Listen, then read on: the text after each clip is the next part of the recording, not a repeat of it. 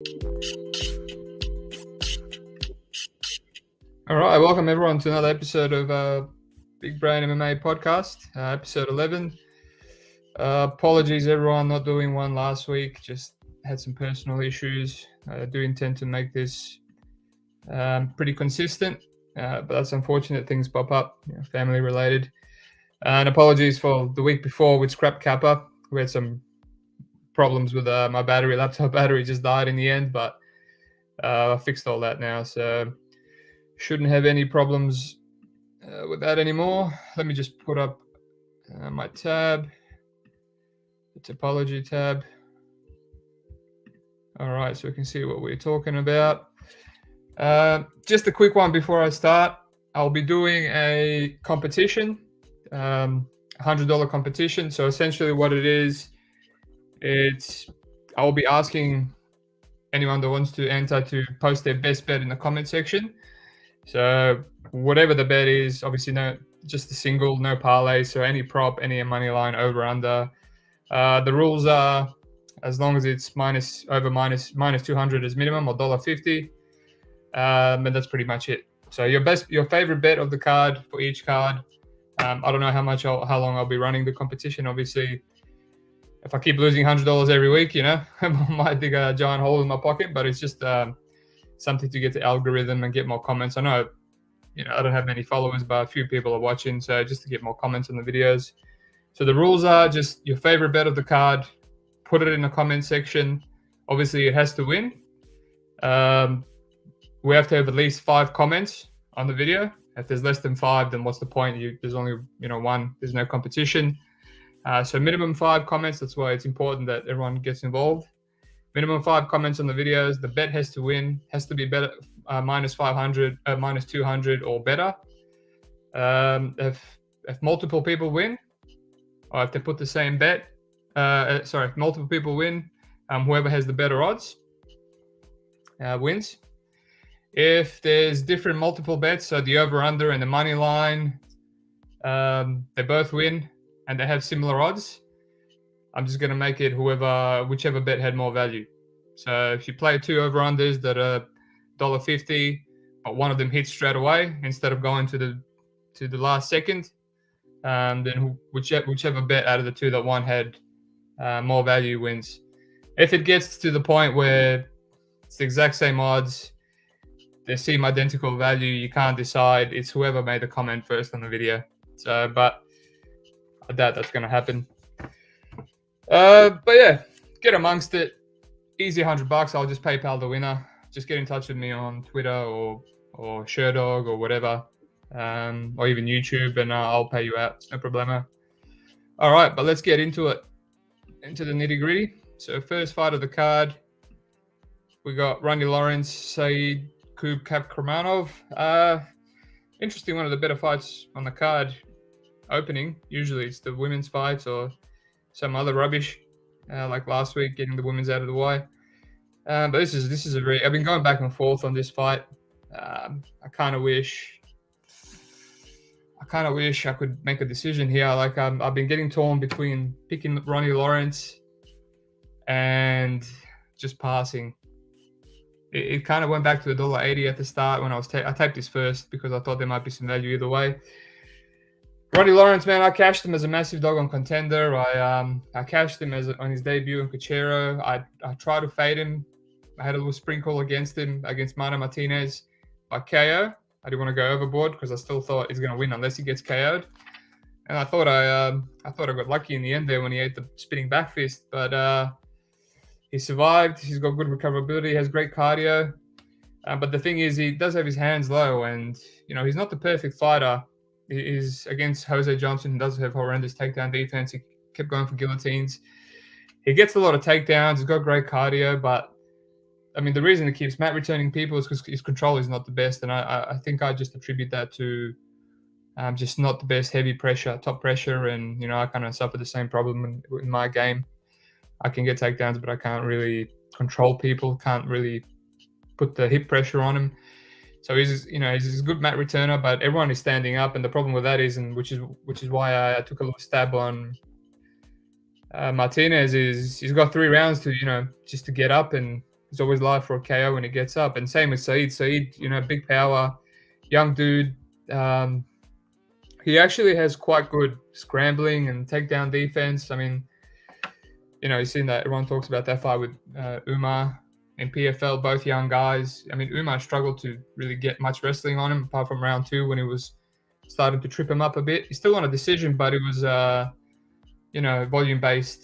A lot of head kicks and a lot more striking, and obviously a little bit of grappling in round 2. But Saeed still dropped him in round 3, and that's the thing. It's kind of how this fight can go. I think this is easily Ronnie's toughest test, and I've been with him every step of the way, and I agree with Dana White that he seems quite good, but I don't know. It's just Saeed. The main thing with Saeed is, I hit him against Trevin Jones in his debut, and the only reason I hit him is because he was a dog. But when I was taping, I just thought this kid, it just seems a little bit green. Like he's an animal. He's good everywhere. He's got that background, Sambo background. Apparently, he finished 3rd in the Sambo World Championships behind Marab. Marab finished 2nd in that comp. And you can see it's hard to control. I've seen on the regional, someone had a really good guillotine on him. The ninja choke locked in, and you see a lot of people tap to that because you can't fight the hands, and he just fell to his back and rolled, and the guy went flying while holding onto his neck to get out of it. So I know I'm saying he's green, but it's just the way he fights. He's just very aggressive, and in his loss to Pipe Vargas, he was just dominating with the wrestling, but it's just he got gassed out and he gave a few bad positions in the end, ate a flying knee. But it's like, why are you going so hard for the wrestling and gassing yourself out? Just take it easy a bit. That's the green side. Whereas Ronnie's 30 years old and is in his prime. He seems to be a lot more mature in terms of he knows how to game plan. Shoot for the takedowns, mix up the striking, keep the fighter guessing. Whereas Saeed, in his regionals, he's going for the KO. He's winging bombs, and or he's wrestling, and then if he's wrestling too much, he gasses out and then puts himself in bad spots. But he did show to me that he can, on short notice against Trevin Jones, that he can fight within himself, and had a good game plan of just stuffing the takedowns. And, probably because he knew that he doesn't have much cardio to go crazy on short notice. But even then, he hurt Trevin and just started over swinging and ended up getting gassed and easily taken out on the bottom in round 2. But that's, he showed me that he can do that, and he's young. And what if he comes into this fight, not short notice, and he's got a great game plan, sprawl and brawl, and he might get taken down, but he can stand up, and then he hurts Ronnie, or then he ends up being a stand-up fight, and Ronnie's got that low hand approach. He keeps going to that spinning back fist while his hands are low. It's just, I can see Ronnie looking massive favorite, and me kind of having FOMO, regretting not taking a guy that's going to keep shooting for takedowns even when he gets dropped. And he does seem to have better cardio than Saeed. But on the other hand, I could see being right in passing, and Saeed comes out there and has a great game plan, and keeps scrambling up and keeps tagging Ronnie. But yeah, the only thing that's dragging me into this is because the odds are still really good on Ronnie. But yeah, I think the smart thing for me personally is to pass. But the odds are good either way. This will be a good fight to just see what both guys have. As in get some more answers. I would have really liked to see the Brian Kelleher fight for Cacremano, but the way Kelleher's been going, I think he's a bit washed now.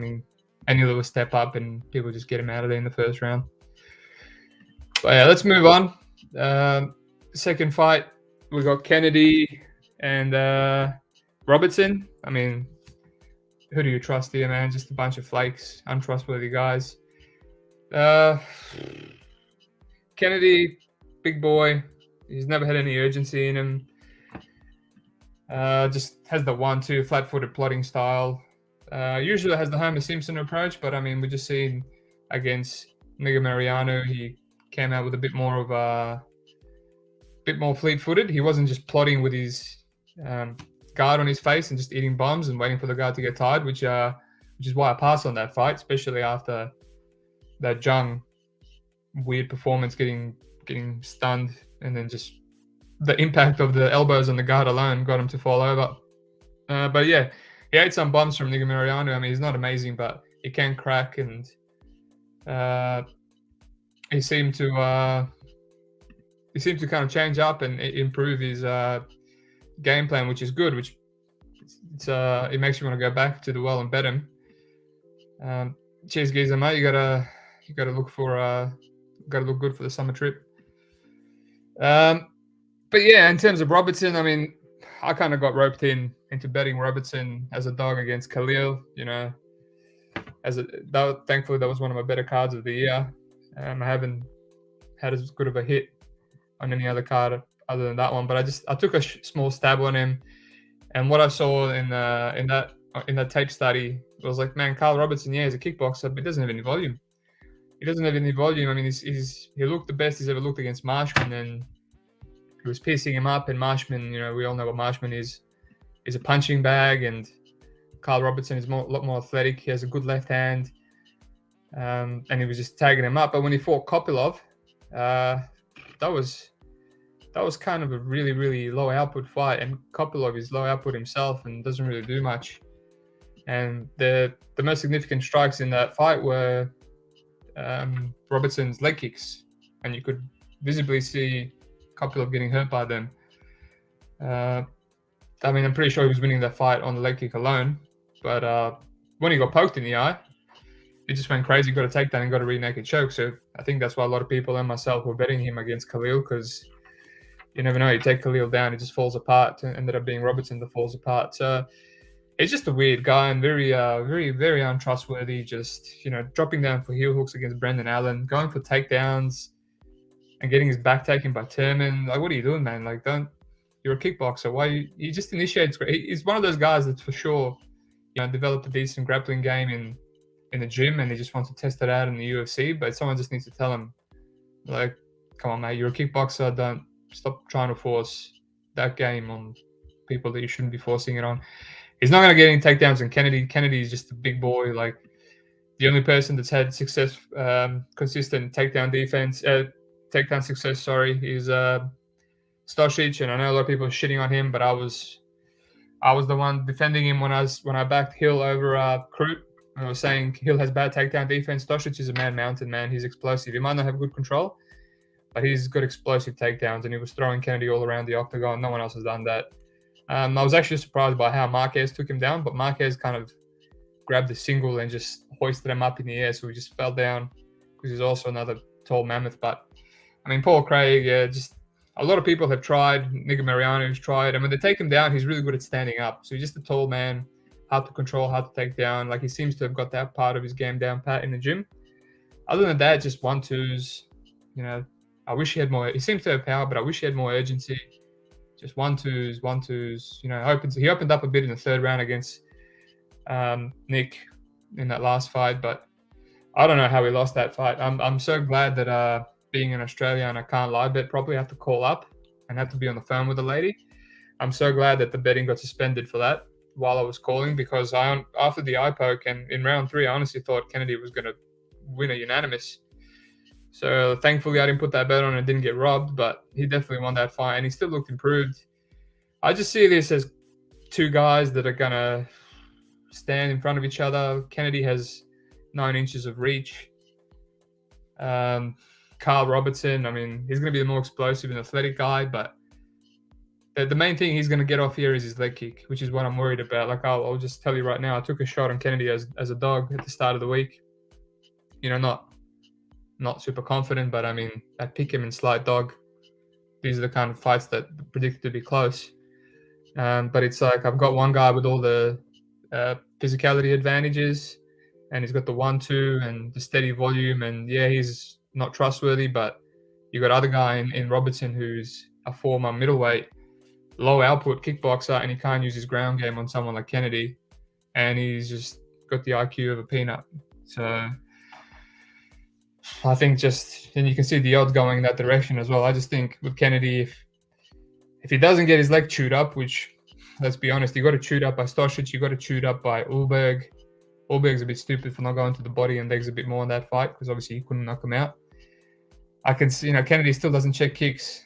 So that's the only thing. Like, Carl can literally win a fight like he did against Krylov, just leg kicking him, calf kicking him even. Other than that, it's just going to be, I can see a close striking battle with Kennedy just poking at him with a 1-2, 1-2, and then Carl maybe just initiating clinching, not getting anything, and hopefully, I mean, I don't even know exactly how it's going to go, but that's the most likely scenario. Hopefully, Kennedy just trickles across to a decision, or maybe even doesn't get robbed again, but maybe even gets a finish. Because I know Carl's very durable, but who knows, man? Kennedy's got deceptive striking here, so deceptive power. So that's my play. I got 1 unit on Kennedy at plus odds. I'm not over the moon for it, but I mean, just the advantages, and it is a bit of a fade on Caio Robertson as well. All right, let's move on. So we got Onama next versus a fighter that he's already fought in the amateurs. So I quickly taped this fight today. Garrett Armfield. Now I thought this guy was familiar, this Garrett guy, and turns out he's the guy that fought Lawrence before his Contender Series debut. So I've taped this guy like 2 or 3 times now. Every time I tape Lawrence, I've taped this Armfield guy, and I thought he was good. I was like, oh, this Armfield guy, obviously only had a few matches back then. This Armfield guy is not bad. And, went to decision with Lawrence and gave Lawrence a fight. I watched their first fight with him and Onama, and I thought, yeah, not bad. Obviously the first thing is he didn't get finished. And Onama finishes everyone. He took a beating. It was just like a solid 3-round victory for Onama. Obviously, 3-minute rounds. But yeah, did what he had to do. Armfield, obviously, he prefers to grapple. You can see that in his professional tape. He survived. He was switching stances. He seems durable. In the rest of his fights, he has been finished. He got finished against. Let me just tell you, I forgot his name. Vogue or whatever his name is. Let me just check. Yeah, Vogel. So this Vogel guy is like 6-2 now. His other loss is Justin Lawrence. I mean, he was piecing that Vogel guy up. He landed a 1-2, dropped the guy, busted him up. He kind of looked like a zombie. So the fact that Vogel came back and took him down, and it was kind of an opportunistic back take and a rear naked choke. It's a bit worrying. But other than that, I mean, in all his other fights, he's taking people down, grappling him, getting his own rear naked chokes. Stephen Graham in his last fight, 10-5, he just pieced that guy up with a kind of similar combination to Vogel and knocked him out. But he's 25. He seems well rounded. He seems to be improving. He seems to have striking as well as obviously grappling is his main thing. He's training at Sanford now, or Kill Cliff if you want to call him that. How many more names are they going to have before I end up turning 30 years old? Just a million. But yeah, I don't have odds now, but I know that I can see other people in America that've got odds that are pretty ridiculous. But Onama's a beast. I've played him I played him for $100 in his debut just for fun because I wasn't too confident, and then I actually played 2 units on him against Benitez when he was a pick'em before he got steamed. I was a bit sweaty, but it's just once he recovered from getting hurt, he just ran through Benitez, and he's just got the power, the athleticism. I mean, I'm more impressed with what he did with Mason Jones in short notice. So Onama's unplayable. I don't want to talk too much about it, but maybe you can take a stab on Garrett. Maybe he's improved. I mean, he goes for takedowns, and Onama can be taken down, man. He's been taken down a lot in the regionals. He got taken down a lot by Mason Jones. Yes, upper weight class, but he's explosive and no one can finish him. No one can control him, but he can be taken down. So yeah, maybe for fun, I'll just I'll take a little stab. Maybe another $100 on Garrett, just like I did on Onama in his debut. If it's anything insane, plus 600, why not? I just think he's going to put up more of a fight. Both guys have improved, but obviously a lot better spots on the card. All right, what do we got next? All right, we got Brundage and Mr. Trayshawn Gore. I got a bet here as well. I got a bet on Gore at Pick'em odds. Obviously, again, early in the week, I taped all these bets that I placed. I taped them first on Monday.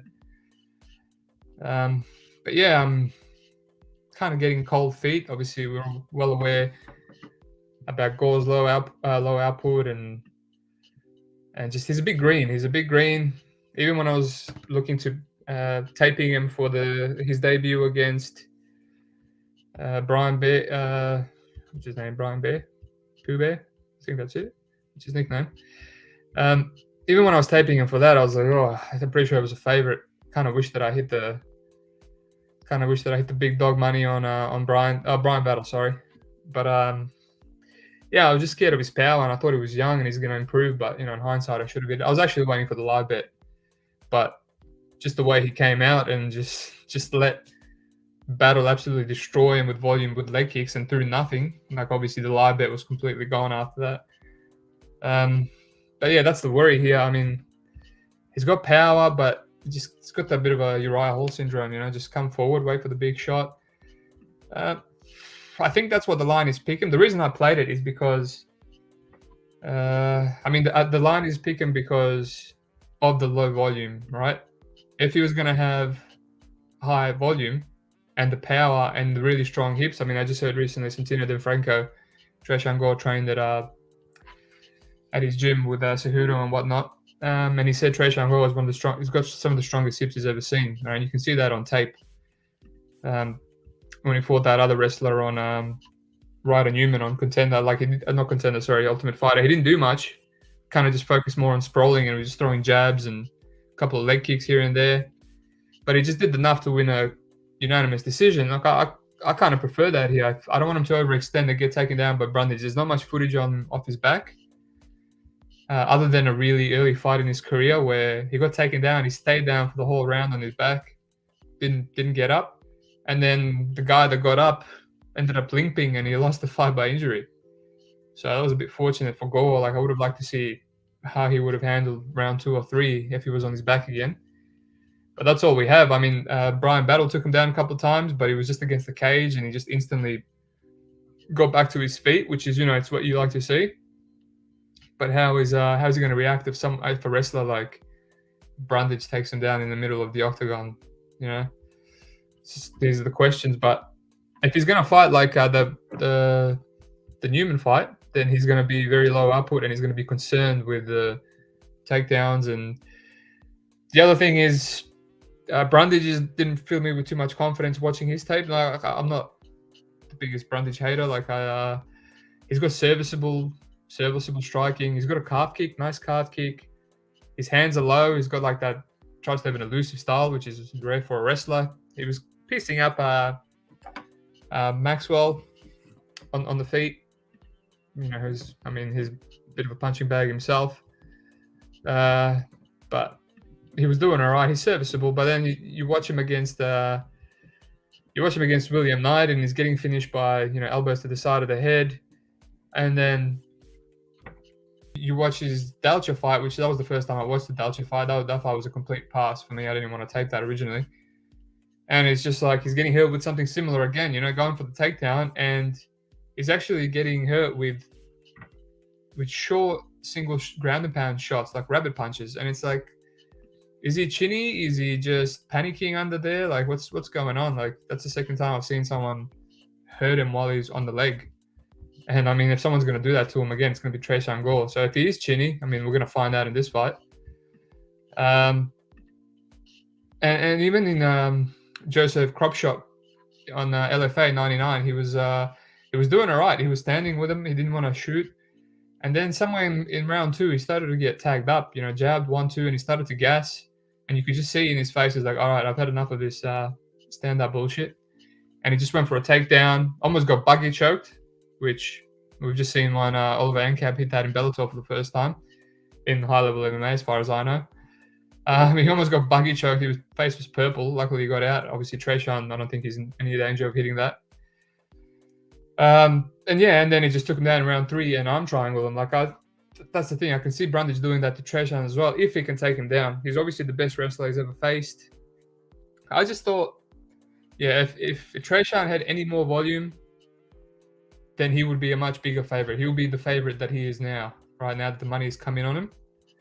So I thought, look, pick him is probably a little bit of value on Tresean Gore. If he's a young guy, he's had his debut out the way. He's had the fight after the injury against, Battle, and obviously a lot of pressure.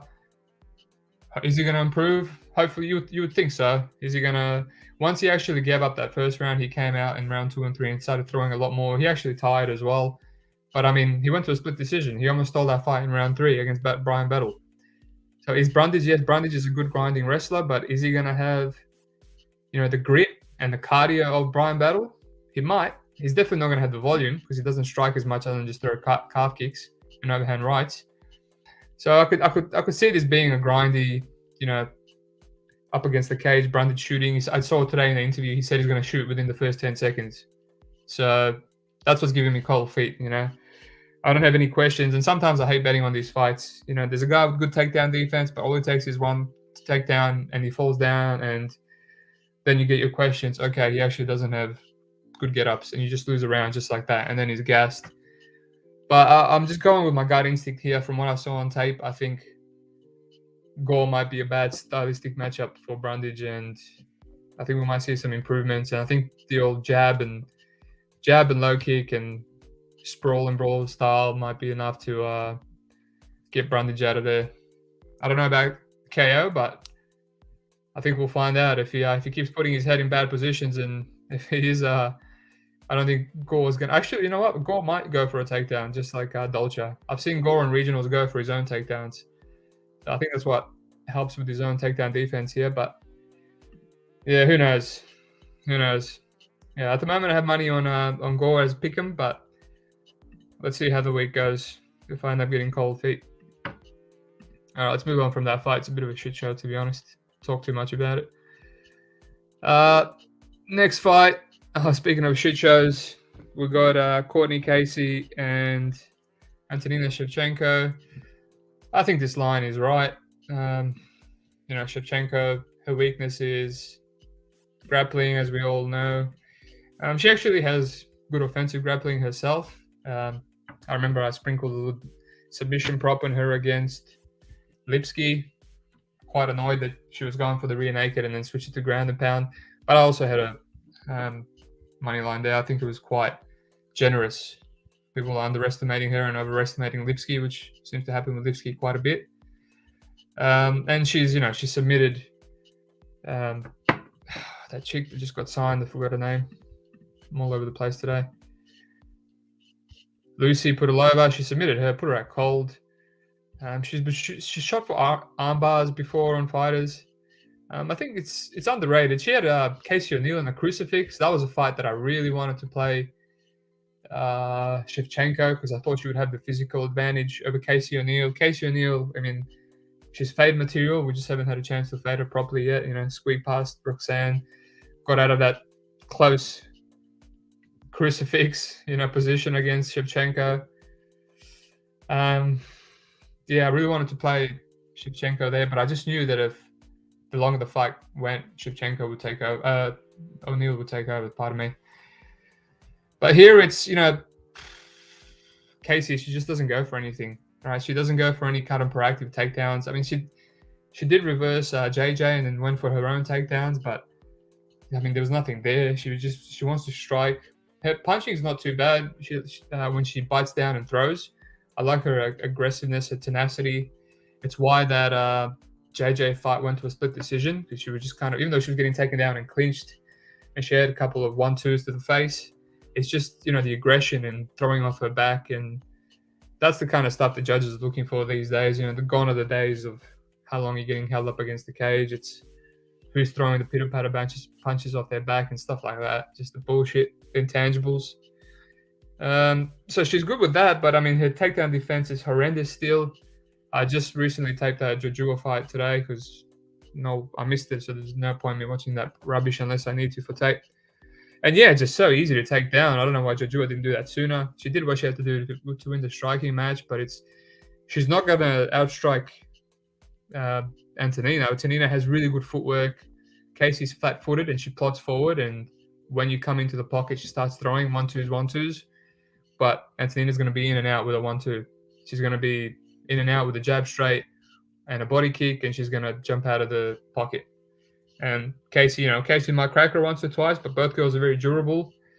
I mean, now that I'm kind of talking myself into the Antonina bet, but I mean, I just have this fear that she's going to take down Casey, dominate her, and then if she ends up in guard and not half guard, she might get submitted, typical low-level women's MMA bullshit.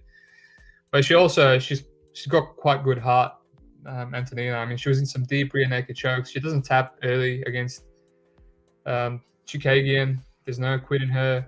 That triangle, man, I had that fight start round 3. It was stupid bet by me against Lee. And she had to sit in that triangle for like 3 minutes and then give it up with like 10 seconds to go. That was heartbreaking. Like, she doesn't tap early, man. She doesn't tap, but you know, Casey's been taken down before and people have gone past their arm bars. It's just, you know, some girls get arm barred. I don't know. I feel like this is Antonina's fight to lose. She's got the striking advantage. She's more elusive. She can take down Casey, who has no takedown defense whatsoever. She's quite good with her aggressive top game, as we've seen with her crucifix game against Casey O'Neill, against other chicks, Pudilova and Lipsky. So I think it's her fight to lose, but I think it's accurate. The odds are accurate. So how much value are you getting on it? That's the thing. And do you want to force this women's MMA bullshit? Both are like 35, 37 years old. Yeah. I think you're pretty safe if you play decision. Antonina by decision. I mean, the people that she submits, you know, Pudilova and finishes Lipsky. Lipsky just loves getting finished on the ground.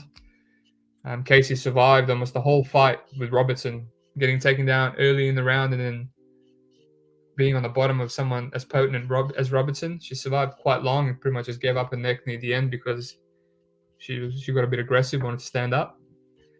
I guess, yeah, if you wanted to force something, Antonina by decision is probably the best bet. But yeah, I think this is a fight to lose. I'll see if I've got the balls to hit her by the end of the week. But it's one of those ones where you listen to the outside crowd and you're like, pass this. You shouldn't be betting on this fight. But then the fight happens and it's like, I knew I should have had money on it. Like my read was right. But we'll see. We'll see how we go. But yeah, Antonina's my pick. If that means anything. All right. Zahabi Turcios. I'm just writing notes down so I can do my timestamps. This fight, man. Zahabi, Mr. Low output, barely throws anything, but I don't want to talk too much about this. I mean, Ricky Turcios, I can't play him at minus 200 when he has so many holes in his game. He's too aggressive. He's very hittable. He keeps coming forward. He does. The big things that I don't like is he just goes for it. He goes for guillotines. He dives for triangles when he's working his way up. You know, scrambles, inverts for leg locks. And it's just, you know, for someone like Zahabi, who's very low output, very low volume, it doesn't go for many takedowns. If he ends up on bottom, Zahabi is good. He has good control, man. He's very good control. He can hold him down. And then you're sweating. And I don't think he's going to submit him. Zahabi is very good anti-grappling. You know, when I taped him against Ramos, he's just very, very impressive scrambling. You know, that's one thing that's gone for him. I wish he would use his grappling and takedowns a bit more because he's really good at it. But he doesn't. He prefers to just strike and pot shot and be very low output. But if he does it here, you don't know. I mean, he kind of looked a bit different against Draco. He was very low output still, but he was kind of looking to counter more. Whereas before against Morales, he was just shelling up whenever Morales threw. He didn't want to throw back. But it seemed like he came out there with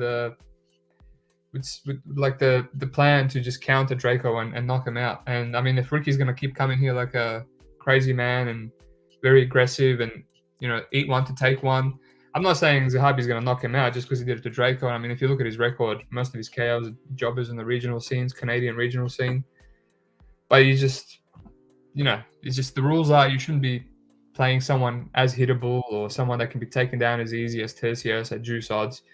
This is an amazing live bet. Personally, I think after round 1, Turcios the odds are going to narrow. You know, if he gets cracked or if he gets taken down and held down a bit. But yeah, unfortunately, I forgot to mention the start of it. I'm going to Europe this Saturday, so this is why I'm getting the podcast out a bit early, and I'll be gone for a month. And this is the card that I'm going to be on the plane for, so I won't be able to live bet. So the way I'm doing my bets this week is just betting. There's no hedging live. There's no leading option for live. If I want to bet it, I take the line that I can, and then I'll check the results when I land in Europe. But yeah, this would be the perfect live bet, but I don't know if I can hit anything here.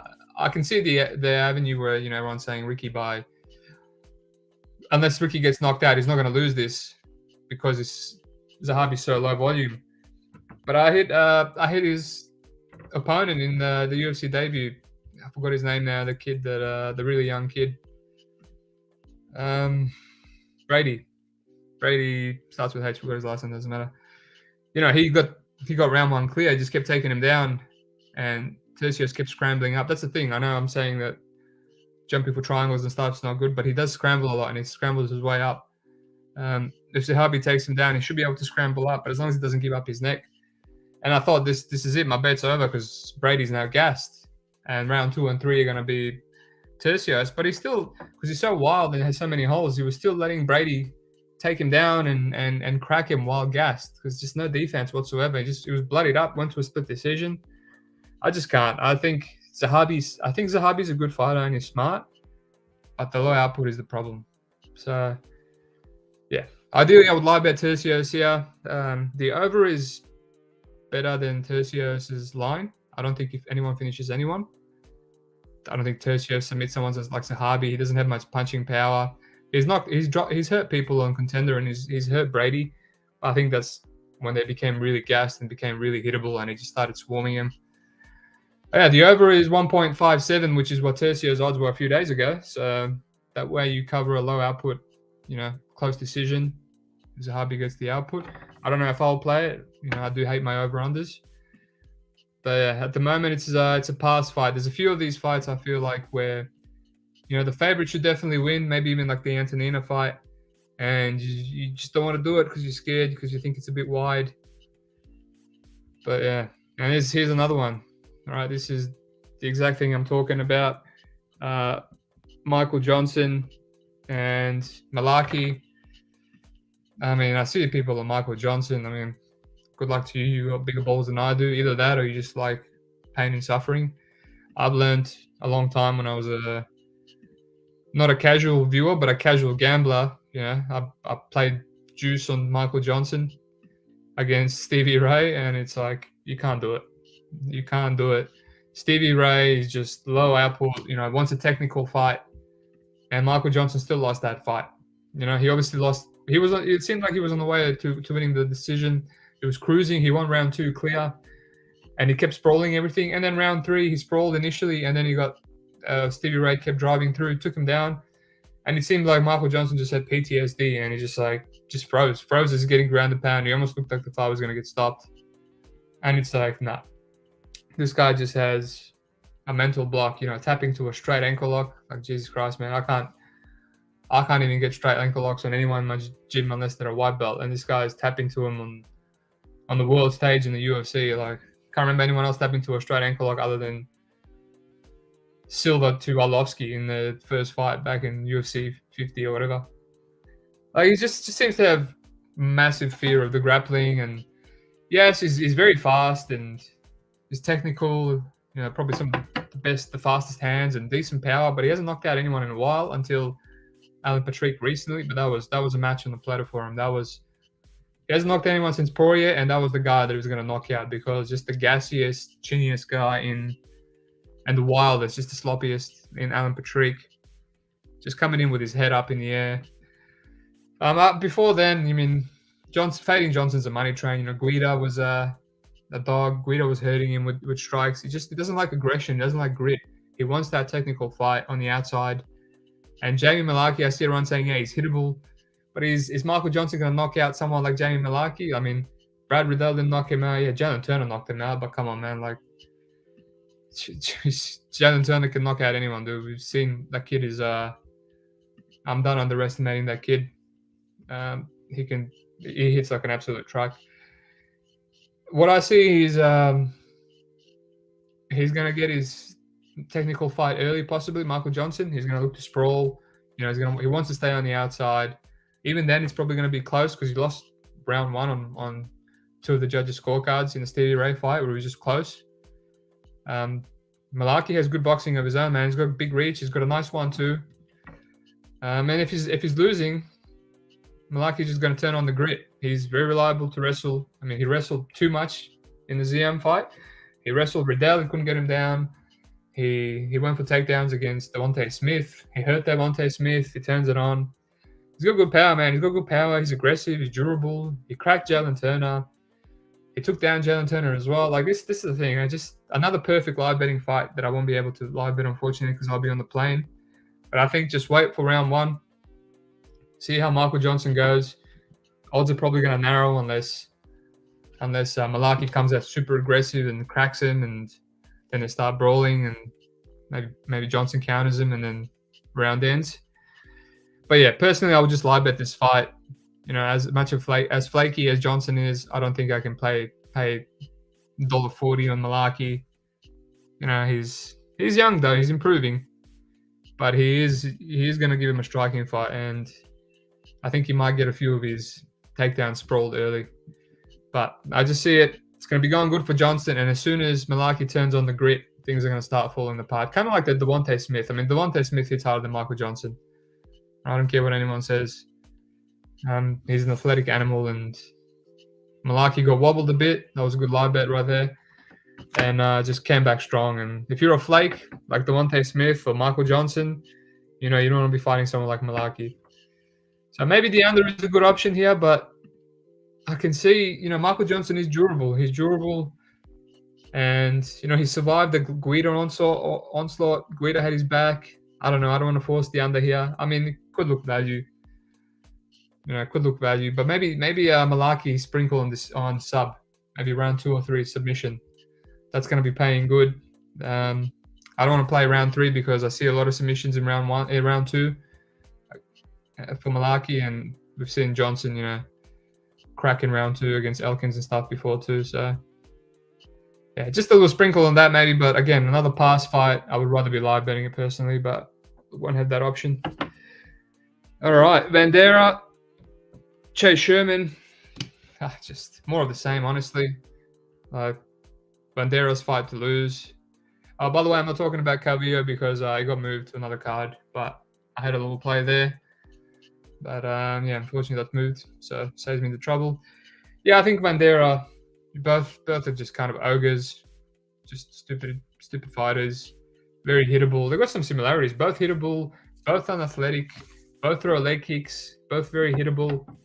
But obviously on the other side, Vanderaa has quite a lot of advantages, right? He's got a lot more volume, a lot better cardio, a lot better durability, and that's just how I see. That's what I see being the main factors here.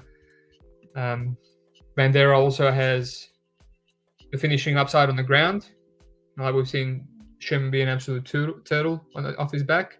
Yes, we've seen Vanderaa be a turtle off his back too, but he's fighting people like Romanov and who's the other Russian dude? Spivak. Man, my names are really letting me down today. Spivak and whatnot, whereas Sherman's getting finished by Collier of all people. And Vanderaa, yes, he doesn't have the best takedowns. He will clinch. He proactively clinches, but he doesn't. He has horrible takedowns. But I mean, last 2 takedowns, Sherman is cop. Not the last 2, sorry. Romanov was throwing him around like a baby. But takedown against Collier and takedown against Porter, who Porter was kind of the same as Vanderaa, horrendous wrestling. He got his kick caught. So Sherman just stands very upright. He backs up, and he just gives you the leg, kind of like what Tisha Torres does. When you back her up, she throws kicks to the body, which is why I faded it against Dern. I thought she was going to be giving up takedowns when pressured. It does a sloppy little kick, and people just easily catch him, and because he's on his heels, he just falls over. So even if Jared does something like that, but even if not, I mean, whenever Jared stood up, I mean, he out-volumed Tafa like crazy. He hurt him. Tafa might be a little bit chinny, but I mean, Chase is not as chinny, but he's so hittable that he's just going to be eating bombs for 15 minutes. Like we see when Porter was teeing off on him, nothing could miss. Every single punch that a slow, unathletic Porter was throwing, he was just hitting Sherman's head. He's lucky that he cracked, Arlovsky, because Arlovsky is chinny himself in that first round, because he was on the way to getting 30-27, right? Arlovsky was leg kicking him, circling away, and I mean, Arlovsky did the exact same thing to Vanderaa. If you're going to give a slow plotting heavyweight to Arlovsky, he's going to dance his way to a decision all day long. Right, like I said, these guys are pretty similar. But at least, Vanderaa, at least in round 3, clearly, right, against Arlovsky when he slew down. And one judge gave him round 2, just for a bit of cage pushing. But that's the thing. He's got the cardio. And the longer this fight goes, the more volume Vanderaa is going to be putting on Sherman's face. There's more clinching, more chance of him falling over, ending up on the bottom of a 260-pound guy. I'm not proud to say I've taped Vanderaa way too many times, contender, and every single time he's fought in the UFC. His tape is horrendous. He pretty much just out-volumes people. But all these finishes come on the ground, and it's from ground and pound. I see some people taking stabs on a submission prop. I've only seen him attempt a submission on Romanov when he went for the guillotine, and then he let it go. And ironically, the only other time he proactively looked for a submission in the tape that I watched today, again, like 6 or 7 fights, a few in the regionals, was against Olenek. Of course, he got his back and was looking for a rear naked, which I guess was impressive to get there in the first place against Olenek. But yeah, he usually just uses his weight, and Hansaka, Elvis, all these other jobbers he's fought in the regionals, they fall over because his takedowns are really bad, or he just ends up getting some sort of trip, and then he just uses his weight. He is a black belt, and everyone says he's not. He uses that weight and control just to pound him out. So I could totally see something like that happening to Chase Sherman. Minus 200, I mean, again, just ridiculous lines. But I think Sherman's only chance is a finish here. I don't see him finishing someone like Vanderaa, who's got an iron chin. So realistically, his only chance, proper chance, is probably a 3-round sloppy heavyweight split decision, right? Just a back and forth. They're both hitting each other. They're both leg kicking each other. Another thing is Vanderaa is actually good at checking leg kicks, and Sherman is not. Sherman's one of his main weapons is his leg kick. I mean, I don't really have many notes here. He doesn't have much other than power and a leg kick. And Vanderaa checks leg kicks. I've seen it against Tafa. I've seen it against Arlovsky. And you see Parker Porter, you see Arlovsky. They're all battered up Sherman's leg. So Vanderaa is going to have the leg kick there. He's going to check Sherman's. He's going to have the durability. He might have a rough round one. Again, another amazing live bet. And then as Sherman gasses out, Vanderaa is just going to have a steady pace of output. He's not going to get as frustrated against Arlovsky. He's a bit of a bonehead. He got really frustrated that he couldn't land on Arlovsky. He's going to be landing on Sherman. No problem. If you want to trust Sherman, you can play the over 1.5. I don't think he's going to fall down and get finished that quickly like he did against someone like Collier. But, hey, man, you can't trust this guy, right? He did it against Porter in round 1. He did it against Collier round 1. I don't trust that he won't end up on the bottom against Vanderaa. And you know what? I'm actually seeing improvement from Vanderaa too. Every fight in the UFC, even though he's losing, I'm seeing better get-ups against Romanov. I'm seeing nice scrambles against Olenek, right? Defending the deep half, getting Olenek's back, looking for a triangle. Sherman, I don't see any of that. Sherman just seems like he's in there for a paycheck. Either that or he's just really bad, right? And there's no improving someone that bad. So Vanderaa should win this fight. You're probably going to get much better odds after round 1 when Sherman, lands a bit on Vanderaa before he slows down. Maybe not. Maybe he just loses, falls on his ass in the first, like in his last few fights. Personally, I hit Jared KO decision double chance on Bet365. It's almost pick him, right? Like I said, he has no submissions on his record. I know everyone's saying take a stab because Sherman loves to give up his neck or give up his arm as he's getting ground and pounded. But we'll see. I think Jared is... If this even ends up on the ground, if this even ends up on the ground, I think Jared's just going to decision him or maybe ground and pound him, which is what he does 95% of the time. So Vanderaa is the play. I know they're just ridiculous line. Live bet's probably the best. All right, finally, we got some good fights. I was going to say that opener was probably one of the best. And now we truly had the best 3 fights on the card, hands down. This is probably the worst of the 3, but that's just being harsh. Said Nurmagomedov, Douglas Silva de Andrade. I got the early line. My good friend Fimble told me to get on it before the Lions got steamed. I got on it after tape. I don't know, man. I don't feel comfortable fading Douglas at this massive dog line. I saw some people on Morozov in the last fight. Some people I respect, and I said, you know what? I don't know. What am I missing here? You get FOMO, right? You don't want to pass because all your friends are on it. And I'm glad I did, because I was like, that's why you can't fade someone like Andrade. And I know Saeed is an animal, but I get the same feeling here again. Like Saeed, yeah, he's got a bit of a step down against that last guy, the Filipino dude, Mark Striegel, who's chinny. I mean, just got knocked out by the guy that retired. I forgot his name. Got knocked out by him. And he knocked him out like in 50 seconds. Obviously, that's what happens when you get a step down. And he knocked out Ricardo Ramos. But honestly, I thought he lost that Scoggins fight. How much do you want to look into that? That was a flyweight. He seems much better fighter or bantamweight. He lost to Barcelos. You know, Barcelos is a good fighter, but he's low output, right? And he spins too much, right? Call me crazy. I don't like how much he spins. He spun in the first round. He got his back taken, tripoded on the ground, couldn't get up. It was a very close fight. He probably lost that round because of tripoding and having Barcelos on his back. And then in round 3, he threw another spinning wheel kick, I think, and Barcelos caught it and dumped him on his back. Right, this is what I was looking at when I was taping him for the Stamen fight, and I said I'm definitely going to live bet Stamen as the fight gets out of round 1, because I noticed Saeed slows down, and every time he spins and misses, he gets his back taken or ends up getting dumped. Right, I'll give him credit. More often than not, he's very accurate. He's hurt a lot of people. Like he hurt Stamen with that spinning back fist, spinning back kick as well. Well, first the spinning back fist, and then he threw a back kick, which made Stamen go for a takedown straight and get the nice little guillotine. But he spins too much, and I mean, Andrade, at first you're looking at you're taping him and you're like, this guy's got bad cardio. And you know, you watch the Marlon Vera fight. Yeah, Marlon Vera was a bit more green back then, 2018, 4 years ago, and he just pieces him up for 4 rounds, and he's got the cardio, just batters him body, head, right? Just beats him up. He was underdog there. And then you watch him against Peter Yan, and he's done. You know, by round 2, he's done, and he puts on a stool.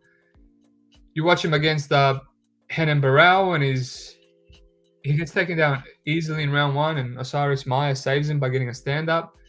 And he's just gassed. He's gassed, and he just trickles over to a decision. Again, I think 2 or 3 times Osiris Maya stood Barao up from like half guard and saved him there, because in the end, the harder punches won him the fight, and that was at featherweight.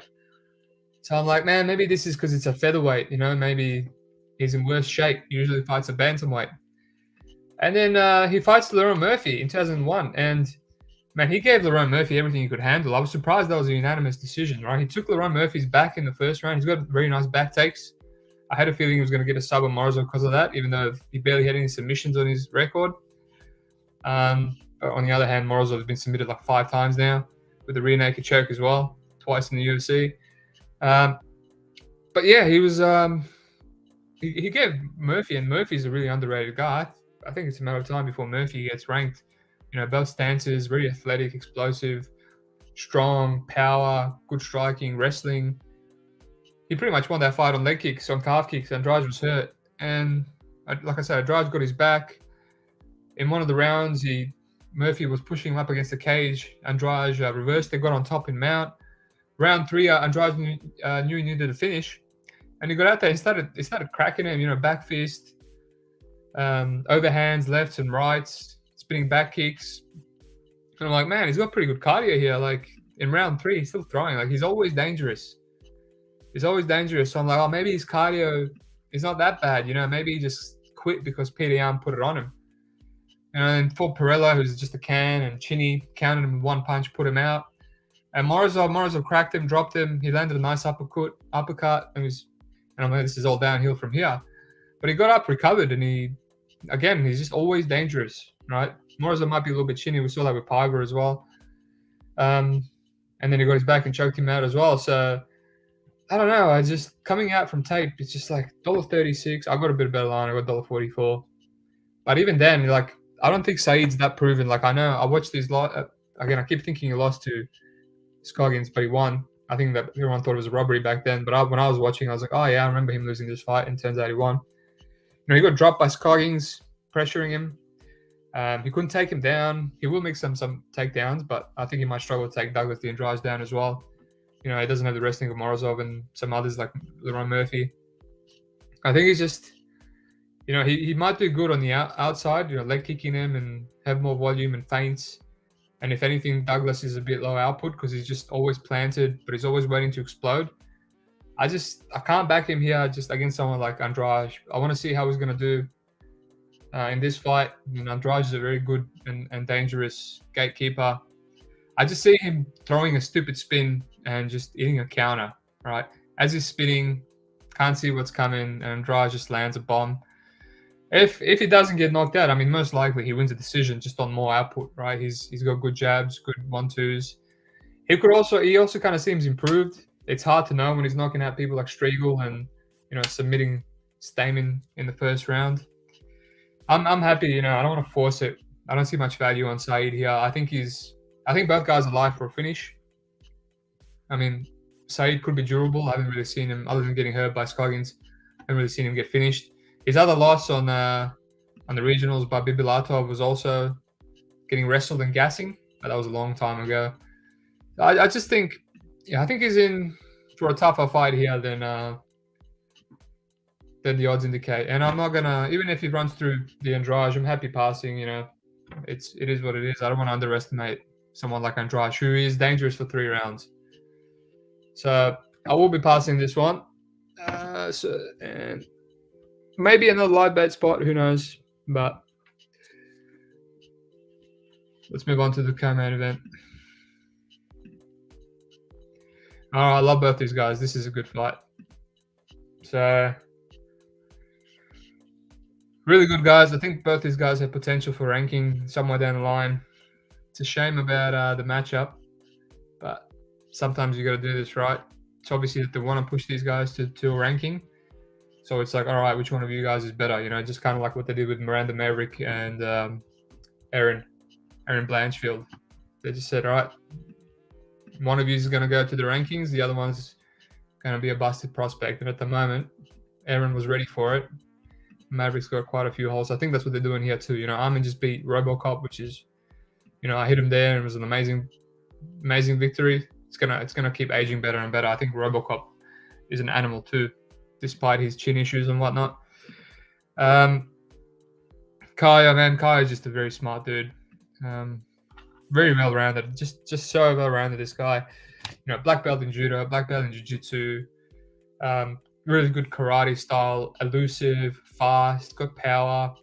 You don't see it too often, but a lot of his regional fights, he was hurting people with his 1-2, kind of like the old Prime Machida. And then we saw it when he came back to Contender in the second fight, put that guy out nice and early. If he gets a step down, I think he's going to get a lot more knockdowns. But obviously, if he beats Armin here, it's probably going to be getting harder and harder fights. Just really good jiu-jitsu. Decent array of takedowns as well. He took down Jeffrey 3 times. Jeffrey's not amazing.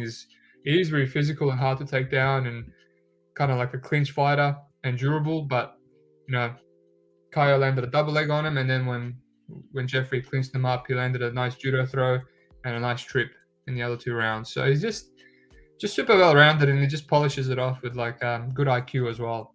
All right, if he doesn't need to go for takedowns, he won't go for takedowns. If he doesn't need to, if he realizes that he's losing the stand-up fight, he will shoot and break up and use the jiu-jitsu.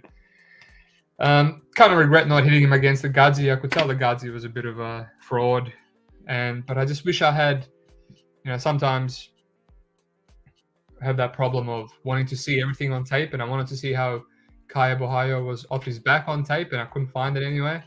And I'm like, being a bit of a pussy, so I passed. But I think I fixed that in hindsight. Sometimes I just take these dogs now when there is some questions.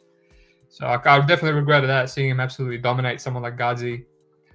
Armin, I definitely hit against RoboCop. I think he just, after that fight, I was like, man, I'm going to be betting on this guy again. Just really good volume, really good. He's a kickboxer, but he's good enough to stand up, get up off the ground if he gets taken out, and he's really good at submission defense, which we saw against RoboCop. I don't know if he's chinny. I just think he had bombs from one of the hardest hitters in middleweight division. And even when he got up from that Suluev stretch, I was really impressed how he got out of that Suluev stretch. He knew the right technique. I thought my money was gone. Got out of it, and then got out of the back control, the body triangle from Robocop. And as soon as he got up, the volume was on, and I thought that could have easily been 30-27. You know, Robocop did nothing round 1, gave up the round. Round 2 was a bit closer, and round 3 hurt him. But if you look closely, Robocop got wobbled with a knee as well near the end as he went for a takedown, and Armin timed it, went for a body kick. So they both wobbled each other. Either way, it's a close fight. But I was just really impressed. It's everything you want to see from Armin, from a fighter in terms of fighting for your money and output and volume and winning back rounds after being hurt. Just he had it all. And cardio. Just gonna wet the whistle a bit. Only thing with Caio is, I've noticed this trend now. I was a bit scared to hit him. Is his cardio. I'm seeing him slow down on the regionals. On his last fight in Future FC, he was dominating the guy, and I mean his jiu-jitsu is so good. He's just mount, back take, side control. But even then, by round 3, he got tired. Against Aaron Jeffrey, he got tired by round 3. Still got a 30-27 because obviously cage pushing means nothing. Jesse Murray finished them, and against Gudzi, kind of starting to slow down a bit. And you know, these are the fights that didn't really have much. Didn't have much trouble in. You know, just had a body triangle Gudzi pretty much, and that body triangle, man, that was amazing. I know Armin got out of the body triangle from Robocop, but I mean Robocop, as good as he is in jiu-jitsu, there's something about him and his body triangles, like Marquez, Iron Turtle, people in the regionals. They don't struggle to get his body triangle off. I think he doesn't want to blow out his legs because he's a bit gassy. He'd rather just stand up. But yeah, even the commentators were saying against Gudzi, they're like, we'll be surprised if Caio stays on his back. He's a bit too high, and he just did it. Which is very hard to do when your opponent's trying to shake you off when you're too high. And he just he readjusted and got back on that control, and Gudzi wasn't getting out of that. It was so tight. So the way I see this, I mean, another line thanks to Mr. Fimble that I got on earlier. I got $1.66 on Caio. I did not expect it to get smashed that much. Like a day or two after that, I woke up and it was under minus 200. I was like, Jesus Christ, what's going on here? From my memory, I don't remember Caio being that much better. I taped it and I said, okay, I can see him covering this line if he I think the striking will be competitive, with his karate stance, and Armin maybe edging it out with his high output leg kicking game. He just constantly kicks, right? Kicks, and he's very fast. And Caio can hit himself, throw a 1-2 down a pipe. Armin's been knocked out before, but the guy that knocked him out in the Russian regional scene is an absolute animal. And it wasn't a clean knockout. He just finished him off with ground and pound, but he did crack him clean. And we've seen Robocop crack him clean too. I can see a close striking fight. If Caio grapples too early, I can see him getting gassed and, being in a bit of a sweaty position. Like, he's not going to get cleansed up against the cage. He's actually going to be coming up against a lot of body kicks, head kicks. So Armin's going to go out there to finish him. How many fights has Armin had where he's getting taken down, getting his back taken on the Russian scene in Contender Series, and then he gets up, stands up, and just turns it on and gets a knockout? It's almost like that's how he wins, the Homer Simpson approach in the grappling equivalent. But I just think Caio is just too smart for that, right? He's going to stand with him, keep it close. If he feels like the fight's getting away, maybe do a double leg like he did against Jeffrey. I mean, he was piecing up Jeffrey with a 1-2, and he still chose to mix in a double leg just to put a exclamation mark on the round. So I can see him doing that here. $1.66. I definitely don't agree with the current line. I mean, it's definitely dog or pass for me at the current line. But I think I'm just going to keep 1.5 units to win, 1 unit on Caio. I mean, fuck it. It's kind of you just have to do it because I got the early line. But yeah, I think it's going to be close in the standing. If he gets Armin down, Armin's very hard to hold down. He can backpack him. If he doesn't backpack him, go back in the striking. I think it's definitely going to be closer than the current odds indicate. I can see Armin winning the 3rd round when Caio gasses. I don't see Caio finishing him. I'm giving Armin some credit here. No one's submitted him yet.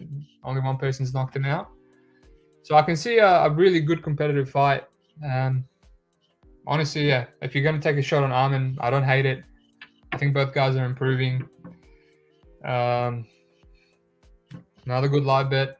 See how the cardio of Caio is holding up. But yeah, I think Caio is gonna win. I wouldn't be surprised if Armin wins. I mean, this is a betting podcast, so it's a dog or pass for me. But I do have 1.5 units on Caio at an early line. Good fight though, very very good fight. Shame I can't be watching this live.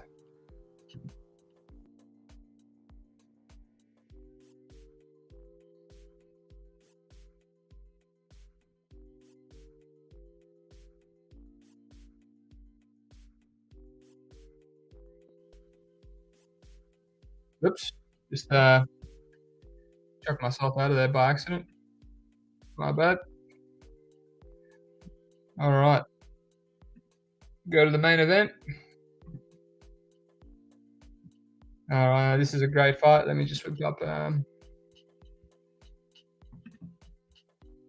topology again. So RDA Fiziev. Now, full disclosure, I was actually lining up a bet here when this fight was initially booked. It's the first fight I taped back then, and I really wanted to hit it. And then it got cancelled, and I was like, oh damn. I thought it was a really bad matchup for Fiziev. Maybe not a really bad matchup, but you know when you tape that fight and you get that feeling in your gut, like, yeah, this is a play. This is a play, and I'm happy with this play. That's how I felt about Turcios. I didn't tape it fully because I was doing it like early, just before the line got wider, because I thought maybe I'll be on Fiziev. I did fully tape it today, went into detail. Regional fights, this and that, and I think it's still dog or pass for me. I can't be hitting Fiziev at these kind of odds, in a 5-rounder.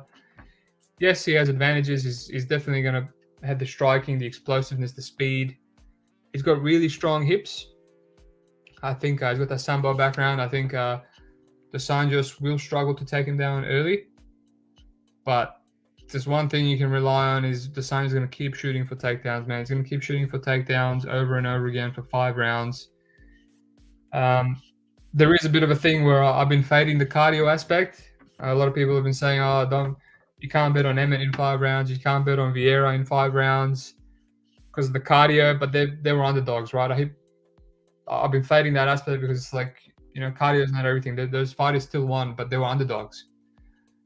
Right, so you got to play the price. In this scenario, the Anjos is the underdog. So yes, I am playing him, and he does have the cardio in his advantage as well. So it's not like cardio is not going to be that much for Fiziev in 5 rounds. These other people have won, even though they got back cardio. Yeah, but he's also a $1.45 favorite. Worse than -200. So I think this kind of reminds me of the Gamrot Sarukian fight. Like I played that too, but only small. I wasn't as confident in that fight. That was just that was definitely playing the number, and I had a lot of questions there. Here I've got some more certainties here. Like I definitely feel like RDA might go 2-0 down. He might start out. Like I don't like how he's going for takedowns, but he's not getting the best control on people like Felder. He had a bit more control on Moicano, but Moicano, a lot more gassy, short notice. He was hurt as well. He's not the most physical guy.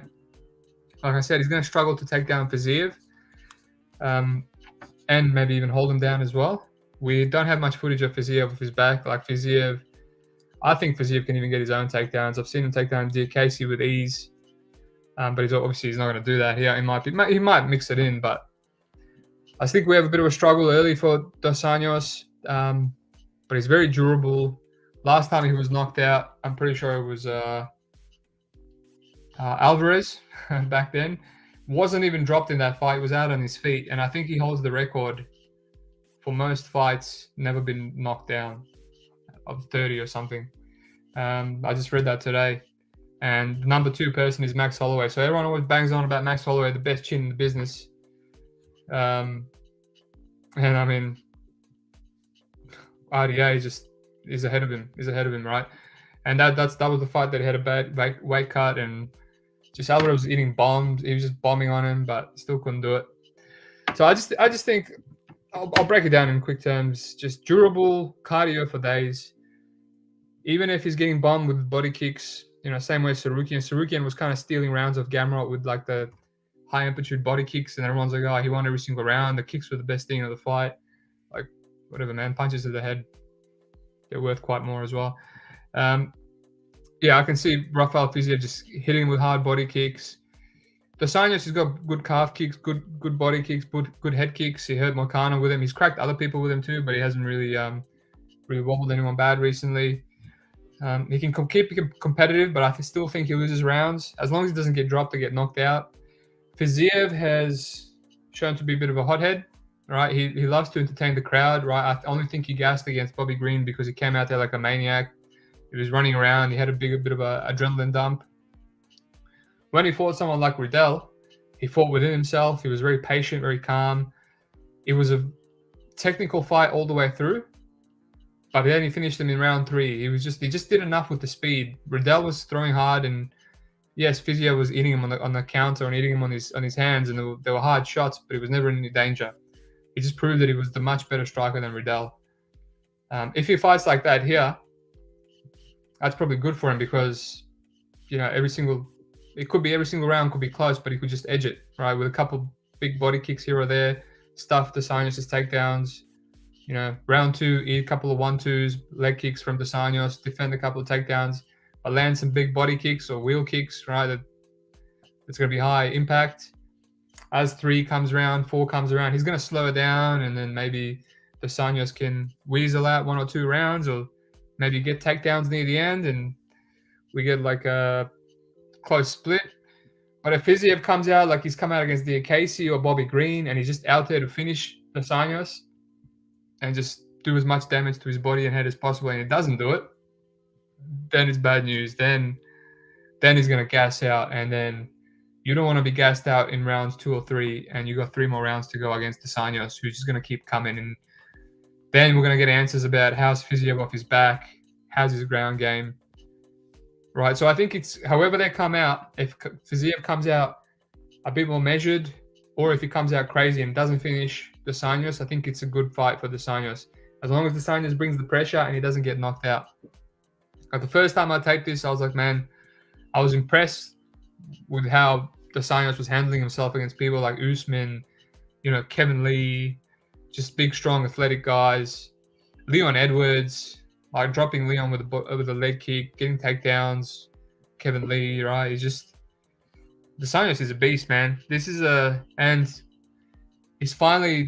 wrote this note when I initially taped it. He's fighting a striker. Whenever he's fighting a striker, this is what he wants, right? Now his opponent's the one defending all the relentless takedowns, right? He only lost to Usman and Edwards and Covington is because they were taking him down, and he constantly has to defend takedowns, and they're much bigger, better wrestlers at welterweight, and he still held his own against some of them. When he fought a striker like Felder or Moicano, and they have to defend his takedowns, he doesn't have to worry about them taking him down. It's a whole nother world. And now he's fighting a striker here. All he has to worry about is Fiziev not knocking him out. And I don't like how he's a bit casual in the pocket, especially with head kicks. He's hitting a few head kicks, and even Moicano started cracking him near the end. I don't like that. But hey, he's durable. He's durable, and then you still have to there's always a risk of a knockout. You still have to take a shot. So if you want, Scrap Kappa and some of the others have said, maybe live bet is the better option here. Again, I don't have that option. Hey, if the line gets even narrower, wider, there's enough value there to hit a pre-bet. Like I said, either way, as long as he doesn't get knocked out, this is a much closer fight than the odds indicate. Is Fiziev just going to stuff his takedowns for 3, 4, 5 rounds and just cruise to a unanimous decision? Hey, if he does, he's a future contender. I'm willing to find out for half a unit, right? These main event dogs have been killing it for me lately. Vieira, Emmett, Gamrot, even in Bellator, Eblen. So they've been money trains. I feel good about this one. I felt good about it originally. Even though he dominated Moicano, the line is not much worse. So I'm just going to ride with it. I'm going to hit it. I would, if you hit it, I would definitely live bet Fiziev to hedge your losses, to hedge as the odds get narrow. I reckon after a close round 1 or 2, and maybe Fiziev maybe breathing hard, the odds are going to get to pick him. Maybe you get some dog, especially if Desanios gets a takedown, you're going to get some dog money on Fiziev. You can hedge it live. That's what I did with Caitlin Vieira when she became a favorite after round 2. But yeah, I won't have that option. But yeah, definitely Desanios is a play for me. So yeah, half a unit Desanios as a dog. All right, quick little recap. What do I got? My only play is a Kennedy as an underdog, 1 unit. How confident do you feel like at that? But I think he's improving. He's had a better game plan in his last fight. 1 unit on Gore. I might still have cold feet with that. Vanderaa KO a decision, almost a pick him. Caio 1.5 units. Right. And half a unit on RDA. I'm not going to keep all that. I'm just probably cash out some of those things. I usually like to have 1 or 2, especially when I won't be able to hedge out live.